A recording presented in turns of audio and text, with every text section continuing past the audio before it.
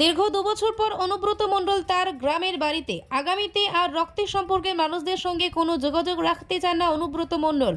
শুক্রবার এমনই বিস্ফোরক মন্তব্য করেন তিনি। বীরভূম জেলা তৃণমূল সভাপতি অনুব্রত মণ্ডল শুক্রবার তার গ্রামের বাড়ি নানুরের হাটসারান্দি গ্রামের বাড়ি যান এবং দুর্গাপুজো প্রস্তুতি পরিদর্শন করলেন।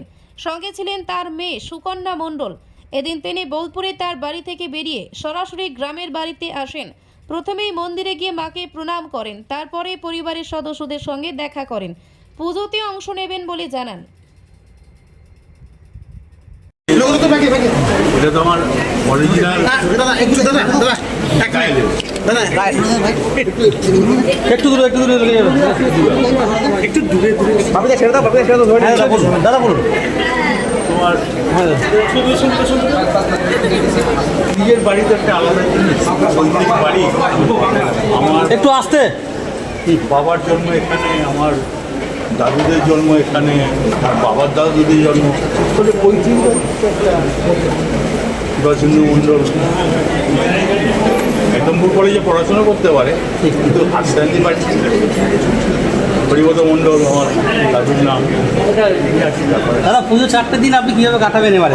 আমি আসবো মায়ের কাছে 12টা 12:30, মাকে প্রণাম করবো, মায়ের পুজো দেখবো, চলে যাবো।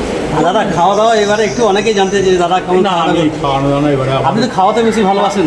কিন্তু আমার আর্থিক কন্ডিশন দাদা পুজো হবে ষষ্ঠী না সপ্তমী হবে? আমি সব সপ্তমী দিন সকালেই আসবে তাহলে? না, ওই 12টা।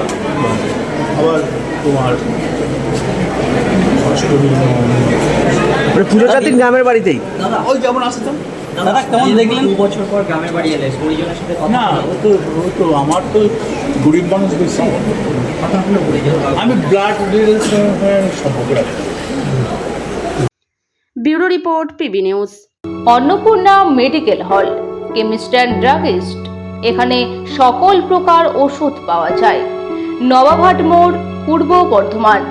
যোগাযোগ করুন 6295528655 অথবা 7602347696।